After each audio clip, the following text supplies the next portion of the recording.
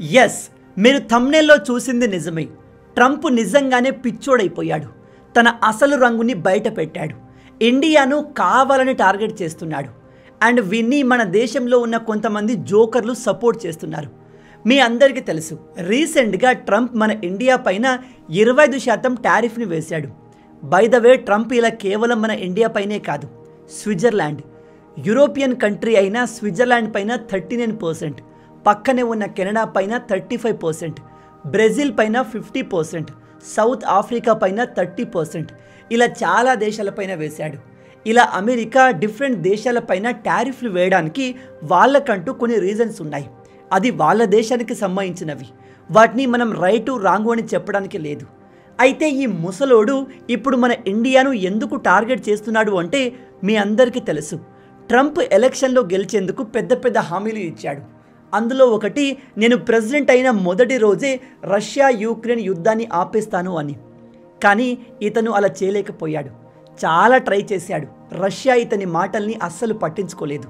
దాంతో ఇక రష్యా మన మాట వినట్లేదు కాబట్టి రష్యాను సపోర్ట్ చేసే దేశాన్ని ఇబ్బంది పెడితే అట్లీస్ట్ వాళ్ళు చెప్పిన రష్యా వింటుంది అని మన ఇండియాను టార్గెట్ చేస్తున్నాడు. ఈ విధంగా ఇండియాను టార్గెట్ చేసి రష్యాను యుద్ధం చేయకుండా ఆపాలి అనేది ఒక రకంగా అమెరికా ఉద్దేశం. ఇది మంచి ఐడియానే కావచ్చు. కానీ ఇక్కడ ట్రంప్ మన ఇండియా ఇచ్చిన ఆన్సర్ని పర్సనల్గా తీసుకున్నాడు. ఎందుకంటే ఇంతకు ముందు ఇండియా నోరు మూసుకొని వెస్టర్న్ దేశాలు చెప్పినట్టుగా ఆడేది. కానీ ఇప్పుడు ఇండియా అలా లేదు. ఇప్పుడు మన దేశాన్ని ఎవరైనా అనవసరంగా ఒకటి అంటే మనం 2 అనే పొజిషన్లో ఉన్నాం. అందుకే ట్రంప్కి మన ఇండియా ఇచ్చిన రెస్పాన్స్ అస్సలు నచ్చలేదు. నేను మీకు రీసెంట్గా జరిగిన డెవలప్మెంట్ చెప్తాను, జాగ్రత్తగా వినండి. మీ అందరికీ తెలుసు, రష్యా యుక్రెయిన్ యుద్ధం మొదలైంది ఫిబ్రవరి 2022లో. ఈ యుద్ధం ఎందుకు స్టార్ట్ అయింది అంటే రష్యాకి పక్కనే ఉన్న ఈ యుక్రెయిన్ నాటోలో జాయిన్ అవుదాము అనుకుంది. అలా జరిగితే అది రష్యాకు అతిపెద్ద ప్రమాదం. అందుకని అలా జరగడానికి వీల్లేదు అంటూ ముందుగా రష్యా వార్నింగ్ ఇచ్చింది. అయినా కూడా ఇదిగో ఈ జోకర్ గాడు, యుక్రెయిన్ ప్రెసిడెంట్ అయిన జెలెన్స్కీ గాడు కావాలని రష్యాను రెచ్చగొట్టేందుకు మేము ఖచ్చితంగా నాటోతో జాయిన్ అవుతాము అన్నట్టుగా బిహేవ్ చేశాడు. అది రష్యాకు నచ్చలేదు. దాంతో యుద్ధం స్టార్ట్ అయిపోయింది. గమనించండి, నేను ఇక్కడ ట్రంప్కి కానీ జెలెన్స్కీకి కానీ మర్యాద ఇవ్వకుండా మాట్లాడుతున్నాను. అలా ఎందుకు అంటే మనకు మర్యాద ఇచ్చే వరకే మనం ఎదుటి వాళ్ళకు మర్యాద ఇస్తాము. వాళ్ళు ఎక్స్ట్రాలు చేస్తే అదే విధంగా మన రెస్పెక్ట్ కూడా మారుతుంది. అందుకే నేను వీళ్ళను ఏకవచనంతో సంబోధిస్తున్నాను. నేను వీడిని ఎందుకు జోకర్ గాడు అంటున్నాను అంటే వీడు అమెరికాకు ఇండియా పైన శాంక్షన్లు వేయండి, ఇండియా రష్యా నుంచి ఆయిల్ ఎక్కువగా కొంటుంది అని మన పైన అమెరికా శాంక్షన్స్ వేసేందుకు ఎంకరేజ్ చేస్తున్నాడు. మన దేశ చెడును కోరుకునే ఎవరికి కూడా నేను రెస్పెక్ట్ ఇవ్వను. అది నా పాలసీ. ఇప్పుడు మీలో కొందరు కనిపించవచ్చు, బ్రదర్ అమెరికాకు కోపం వచ్చేలాగా మన ఇండియా ఎందుకు రష్యా నుంచి ఆయిల్ కొంటుంది, వేరే దగ్గర కొనుక్కోవచ్చు కదా అని. అలాంటి వాళ్ళకి చెప్తున్నాను, మన ఇండియా దాదాపు 85% క్రూడ్ ఆయిల్ని వేరే దేశాల నుంచి ఇంపోర్ట్ చేసుకుంటుంది. అంటే మన దేశానికి కావాల్సిన మ్యాక్సిమం ఎనర్జీ మొత్తం బయట నుంచే వస్తుంది. ఈ ఆయిల్ ద్వారానే మన మిషన్స్ నడుస్తాయి, మన వెహికల్స్ నడుస్తాయి, ఫ్యాక్టరీస్ రన్ అవుతాయి, ఓవరాల్గా మన ఎకానమీ రన్ అవుతుంది. అలాంటప్పుడు మనం మంచి కోరుకునే మన లీడర్ తక్కువ రేటుకి ఆయిల్ దొరుకుతుందో అక్కడి నుంచి కొంటారు. దానివల్ల మనకు తక్కువ రేట్లో ఎనర్జీ అందుతుంది. అది దేశ అభివృద్ధికి ఉపయోగపడుతుంది. నిజం చెప్పాలంటే 2022 కన్నా ముందు మనం రష్యా నుంచి చాలా తక్కువ ఆయిల్ని కొనేవాళ్ళము. మీరు నమ్మరు, 2022 కన్నా ముందు కేవలం 0.2% ఆయిల్ని మాత్రమే రష్యా నుంచి ఇంపోర్ట్ చేసుకునేవాళ్ళం. కానీ ఈ యుద్ధం స్టార్ట్ అవ్వడంతో రష్యా తక్కువ రేటుకి ఆయిల్ని అమ్ముతుంది. ఇక్కడ గొడవ పడుతుంది రష్యా యుక్రెయిన్. యుక్రెయిన్కి యుద్ధం చేసేలాగా వెపన్స్ని ఇస్తుంది అమెరికా. ఇందులో మనకు ఎటువంటి సంబంధం లేదు. ఇక్కడ మన ఇంట్రెస్ట్ ఏంటి, మనకు తక్కువ రేట్లో ఆయిల్ దొరకాలి. అలాంటప్పుడు రష్యా తక్కువ రేటుకి ఆయిల్ని అమ్ముతుంది. దాంతో మనం రష్యా దగ్గర నుంచి కొంటున్నాము. 0.2%గా ఉన్న రష్యా ఆయిల్ ఇంపోర్ట్స్ ఇప్పుడు 40%కి చేరింది. అంటే మనం రష్యా నుంచి ఎక్కువగా ఆయిల్ని ఇంపోర్ట్ చేసుకుంటున్నాము. అది మన నేషనల్ ఇంట్రెస్ట్. అయితే ఇందులో అసలు ట్విస్ట్ 2025 జనవరిలో వచ్చింది. ఎందుకంటే అప్పుడే ఈ ముసలోడు అమెరికాకు ప్రెసిడెంట్ అయ్యాడు. వీడు కొన్నిసార్లు ఇండియాకు పాజిటివ్గా మాట్లాడతాడు, నెక్స్ట్ మినిటే నెగిటివ్ అయిపోతాడు. ఇలా మన ఇండియాతోనే కాదు, అన్ని దేశాలతోనూ అంతే. ట్రంప్ తీసుకునే నిర్ణయాలు చాలా వోలటైల్, ఎప్పుడు ఎలా ఉంటాయో ఎవరికి తెలియదు.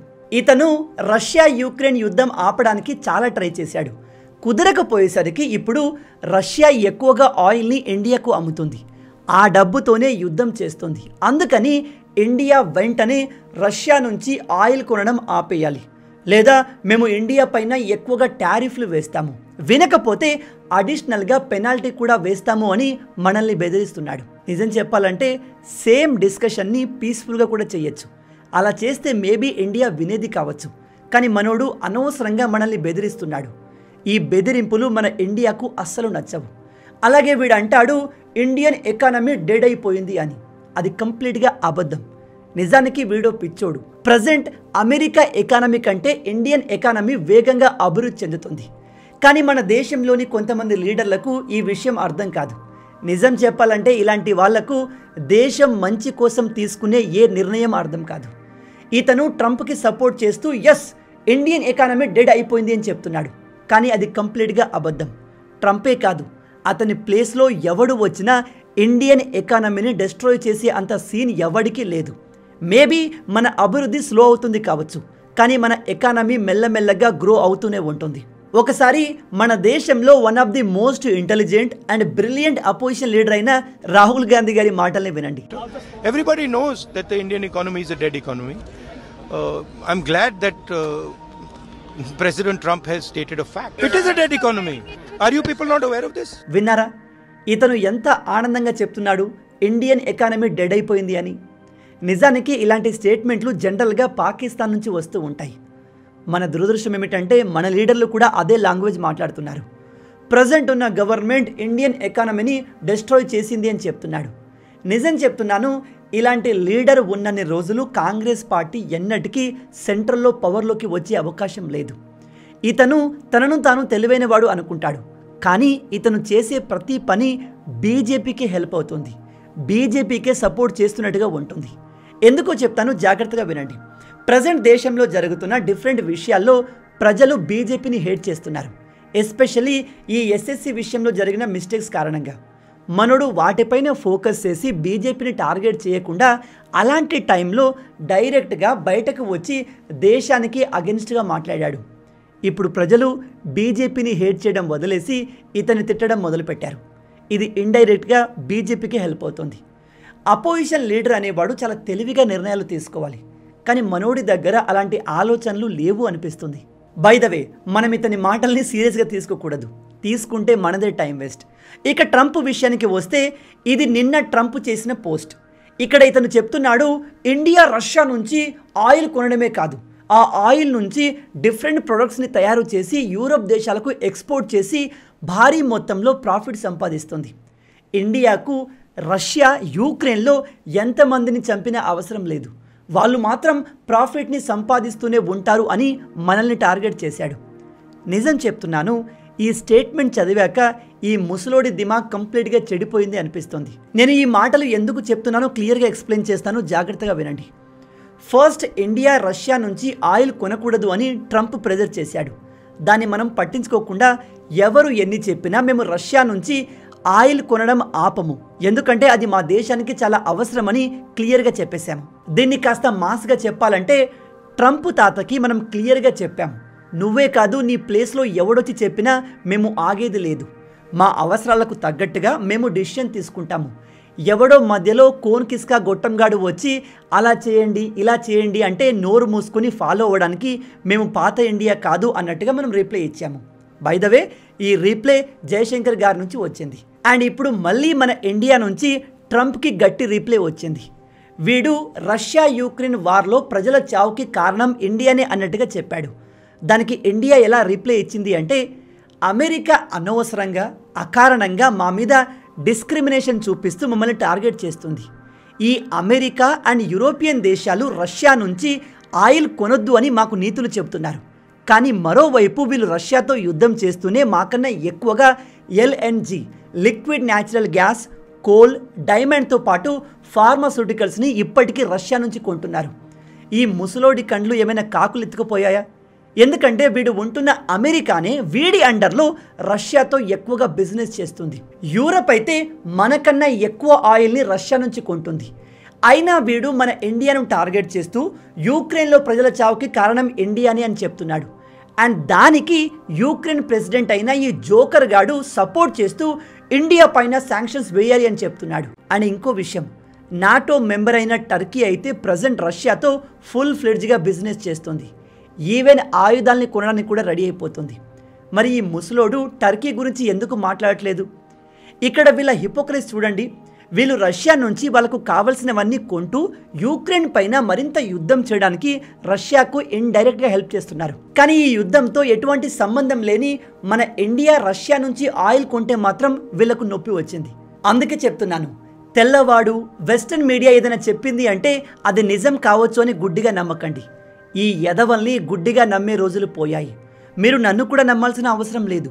రియాలిటీ ఏంటి, ఇండియా ఏం చేస్తుంది, ఇండియా ఎలాంటి డిసిషన్ తీసుకుంటుంది అని ఎప్పటికప్పుడు సొంతంగా రీసెర్చ్ చేయండి. రాహుల్ గాంధీ గారు ఇలా చెప్పారు, మోడీ గారు అలా చెప్పారు అని గుడ్డిగా నమ్మకండి. మనకు ఆల్వేస్ పార్టీలు, లీడర్ కంటే దేశం, దేశ భవిష్యత్తు ఇంపార్టెంట్.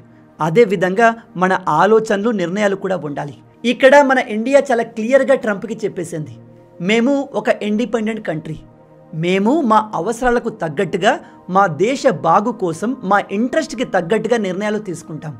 ఎవడో మధ్యలో ఇలాంటి కోన్కిస్కా గొట్టంగాడు వచ్చి నువ్వు రష్యా నుంచి ఆయిల్ కొనొద్దు, కొంటే నీ మీద టారిఫ్లు వేస్తాను, నీ మీద శాంక్షన్స్ వేస్తాను అంటే భయపడ్డానికి ఎవడు లేడు అని చెప్పేశాము. మీరు చెప్తే నమ్మరు. ఇప్పటికీ అంటే రష్యా యూక్రెయిన్ యుద్ధం జరుగుతున్నప్పటికీ అమెరికా రష్యా నుంచి యురేనియం అంటే న్యూక్లియర్ ఇండస్ట్రీకి కావాల్సిన మెటీరియల్స్ ఇంపోర్ట్ చేసుకుంటుంది. అలాగే రేర్ ఎర్త్ ఎలిమెంట్స్, వాళ్ళ దేశంలో ఎలక్ట్రిక్ వెహికల్స్కి కావాల్సిన ఎలిమెంట్స్, ఫర్టిలైజర్స్, కెమికల్స్ రష్యా నుంచి ఇంపోర్ట్ చేసుకుంటుంది. అలాంటిది వీడు మనకు నీతులు చెప్తున్నాడు. ఓవరాల్గా ఇప్పుడు ట్రంప్ ఇండియా తను చెప్పినట్టుగా వెళ్ళలేదు అని పిచ్చెక్కి ఉన్నాడు. అందుకే నోటికి వచ్చినట్టుగా ఇండియాకు అగెన్స్ట్గా మాట్లాడుతున్నాడు. 25% కాదు 500% టారిఫ్ వేస్తానని బెదిరిస్తున్నాడు. కానీ భయపడాల్సిన అవసరం లేదు. వీడి బెదిరింపులు, వీడి స్టేట్మెంట్లు, వీడి నిర్ణయాలు అన్నీ టెంపరీగా ఉంటాయి. ఈ విషయం నేను చెప్పట్లేదు, అమెరికాలో ఉన్న టాప్ జియోపొలిటికల్ ఎక్స్పర్ట్స్ చెప్తున్నారు. అలా అని మనం అమెరికాకు శత్రువు అయిపోయామా అంటే నో. ప్రజెంట్ అమెరికాని ఏలుతున్న వ్యక్తి పిచ్చోడు. అంత మాత్రాన ఆ దేశం మొత్తంతో మనం శత్రుత్వం తెచ్చుకోవాల్సిన అవసరం లేదు. అదేంటి బ్రో, ట్రంప్ను పట్టుకొని అమెరికా ప్రెసిడెంట్ని పట్టుకొని పిచ్చోడు అంటున్నావు అనుకోకండి. ఇది నేను చెప్తున్న మాట కాదు, పెద్ద పెద్ద జియోపొలిటికల్ ఎక్స్పర్ట్లు చెప్తున్న మాట. ఇక్కడ నేను ఏది సొంతంగా మాట్లాడట్లేదు, నిపుణులు చెప్తున్న విషయాన్ని కాస్త మన లోకల్ లాంగ్వేజ్ టచ్లో మీకు చెప్తున్నాను. అందుకే మోడీ గారు కూడా తన రీసెంట్ స్పీచెస్లో ఎంత వీలైతే అంత ఇండియన్ మేడ్ ప్రొడక్ట్స్ని కొనండి, మేడ్ ఇన్ ఇండియా వస్తువుల్ని ఎంకరేజ్ చేయండి అని ప్రజలకు రిక్వెస్ట్ చేస్తున్నారు. గైస్, ప్రజెంట్ మన ఇండియా ఎటువంటి పొజిషన్లో ఉంది అంటే మన ఇండియన్స్ అంతా తలుచుకుంటే మనం రాబోయే 5-10 సంవత్సరాల్లోనే మోస్ట్ డెవలప్డ్ కంట్రీగా మారవచ్చు. కానీ మన ప్రజల మైండ్ సెట్ ఎలా ఉంటుంది అంటే మనం ఇతర దేశాల వస్తువులు కొన్నప్పుడే సాటిస్ఫైడ్గా ఫీల్ అవుతాము. మేడ్ ఇన్ ఇండియా అనగానే ఏదో ఒక లోపం ఉండొచ్చు అన్నట్టుగా నమ్ముతాము. కానీ అది వాస్తవం కాదు. మీరు చెప్తే నమ్మరు, ప్రజెంట్ అమెరికా అండ్ యూరప్లో లభించే ప్రతి 3 ఫోన్స్లో 2 మేడ్ ఇన్ ఇండియా ఐఫోన్లు ఉన్నాయి. ఇంకా మిగతా ఇండస్ట్రీలో కూడా ఇండియా వేగంగా అభివృద్ధి చెందుతుంది. కాబట్టి మన మేడ్ ఇన్ ఇండియా వస్తువుల్ని కొనండి, మేడ్ ఇన్ ఇండియా వస్తువులతోనే మన హిందూ పండుగల్ని సెలబ్రేట్ చేసుకోండి. అండ్ దయచేసి ఒక లీడర్ పైన కోపంతో, ఒక పార్టీ పైన కోపంతో దేశానికి అగెన్స్ట్గా మాట్లాడకండి. దేశంలో ఉన్న ప్రైమ్ మినిస్టర్ని, చీఫ్ మినిస్టర్లను, ఇతర లీడర్స్ని హేట్ చేయండి, వాళ్ళకు అగెన్స్ట్గా మాట్లాడండి, వాళ్ళ నిర్ణయాలు మీకు నచ్చకపోతే నిలదీయండి. అంతేకాని ఇలా సొంత రాజకీయ ప్రయోజనం కోసం దేశానికి అగెన్స్ట్గా మాట్లాడితే అది మన అభివృద్ధికి మంచిది కాదు. మన దేశంలోని ఒక అతిపెద్ద అపోజిషన్ పార్టీ లీడర్లు మాట్లాడే మాటల్ని పాకిస్తాన్ తమ టెలివిజన్లో టెలికాస్ట్ చేసి ఇండియాలో కూడా మన సపోర్టర్స్ ఉన్నారు అన్నట్టుగా గొప్పగా చెప్పుకుంటున్నారు. ఒక వ్యక్తి అయితే మా పాకిస్తాన్ వాళ్ళు ఇండియన్ పార్లమెంట్లో ఉన్నారు అని చెప్తున్నాడు. మన దేశంలో లీడర్లు మాట్లాడే మాటలకి పాకిస్తాన్ ఆనందపడుతుంది అంటే మీరు ఇండైరెక్ట్గా దేశద్రోహులుగా మారినట్టు. ఓవరాల్గా ఇండియా వర్సెస్ ట్రంప్ ఈ గొడవ ఇక్కడితో అయిపోయేది కాదు. ఇది చాలా ముందుకు వెళ్తుంది, చాలా పెద్దదవుతుంది. కానీ ఈ ప్రాసెస్లో మన ఇండియా ఎంత స్ట్రాంగ్గా ఉంది, ప్రజెంట్ మన క్యాపబిలిటీ ఎంత అనేది మనకు క్లియర్గా తెలుస్తుంది. ప్రపంచం కూడా ఈ విషయాన్ని క్లోజ్గా గమనిస్తుంది. ట్రంప్ ఒక టెంపరీ పర్సన్. ఇతని మాటలు, నిర్ణయాలు చాలా వేగంగా యూటర్న్ తీసుకుంటాయి. కాబట్టి మనం అనవసరంగా వర్రీ అవ్వాల్సిన అవసరం లేదు. ఈ టాపిక్ ఇక్కడితో అయిపోయేది కాదు. దీనిపైన ఇంకేమైనా అప్డేట్స్ వస్తే వెంటనే ఇంకో వీడియో తీసుకొస్తాను. ఇన్ని రోజులు నేను విదేశీ యాత్రలో ఉండడం కారణంగా రెగ్యులర్గా వీడియోస్ చేయలేకపోయాను. ఇక నుంచి ప్రతిరోజు ఒక వీడియో ఖచ్చితంగా వస్తుంది. ఈ వీడియో మీకు నచ్చింది అనుకుంటున్నాను. నచ్చితే అలా ఊరికే చూసి వెళ్ళిపోకుండా వీడియోని లైక్ చేయండి. ఇలాంటి మరిన్ని ఇంట్రెస్టింగ్ వీడియోస్ కోసం మన ఛానల్ని సబ్స్క్రైబ్ చేసుకోండి. అండ్ రాబోయే వీడియోలో ఇంకో ఇంట్రెస్టింగ్ టాపిక్తో మళ్ళీ కలుద్దాం. అంటిల్ దెన్, జై హింద్.